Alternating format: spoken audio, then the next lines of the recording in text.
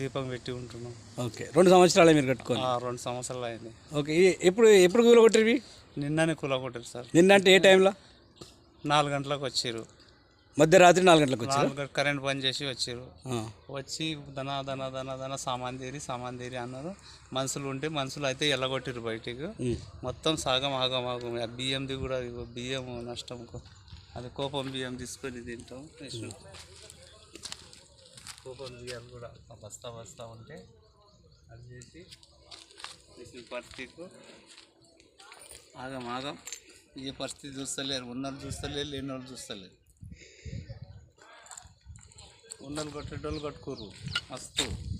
మాకు లేనే లేదు. ఈ అకౌంట్లో చూసినా ఎండ్లో చూసినా చూసుకొని మా పరిస్థితి జరగదు. చూడు సార్, ఇక్కడి బాగా అదే ఫోటో